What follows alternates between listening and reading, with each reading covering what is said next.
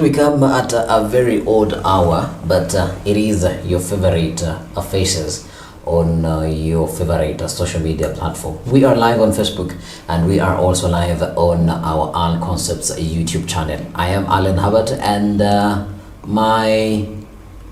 I'm trying to find the word that Malema uses in South Africa. And patriot, yeah, and my compatriot. Can you introduce yourself? My name is Boniface Mirikwa. Yes. I'm an economist and also the founder of STBC. Yes. A community-based organization that deals in matters social development. Yes. All right. Where do we start? Because we have a full plate of things to talk about today. Where do you think we should start? And before we even start, how have you been? Have you pushed through the politics throughout the weekend? And Monday is here with us finally. We've had a very engaging week from last Monday, the last time we were here. Yeah. And if you can go through the week, you'll see that we have talked about, or Kenyans have discussed about politics internally and externally, from South Africa to West Africa and back to Kenya. And we have had a concoction of emotions. Yes. And we've had these two political bigwigs having to talk. As we said here before, they were talking. It seems they were. They met, and we have a lot to discuss today. Absolutely, absolutely. Let's say, now I'm going to put this in a joking way. Let's say umekuwa ukifukuzia dem.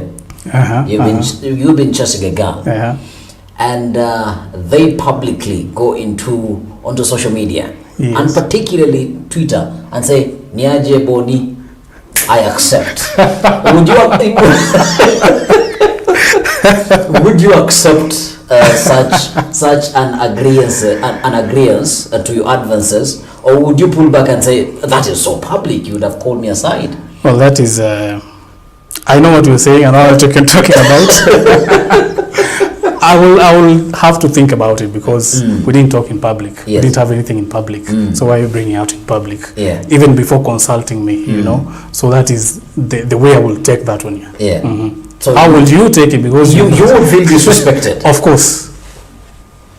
So part of Azimio saying that was not a proper way to call Raila Odinga to the negotiation table, they were right saying that was a little bit offensive and came out as a downgrading to the former Prime Minister. Well, perhaps I'll disagree on you with that one, because I'll say... That's why I had used the analogy in the first place. The analogy was good, but you know, that one was maybe interpersonal relationship. But on this one, we're talking about maybe a national dialogue, and all everyone is allowed to know what's happening with these bigwigs, with these politicians. Perhaps they should have discussed before, prior to the announcement. But as you have said also, I think the Azimio side will have taken it as disrespect to their side. And then exactly. And this came after allegations that the president, William Ruto, had invited his counterpart from Tanzania, Samia Suluhu, and she stayed here at Estate Lodge. You know, heads of state do not, it's not like me, I would wake up and say, I am going to what is the border of Kenya and Tanzania? Namanga. I am going to Namanga. I would not just, for me, I can just wake up and say, I am going to the border of Namanga, and nothing will happen. But a head of state does not leave their state and come into your state, and you do not accord them the reception that you're supposed to accord them. Is it indeed true that probably from your perspective, is it true that Samia Suluhu was here, or she wasn't? And if she was, what kind of picture would that paint for us as a country?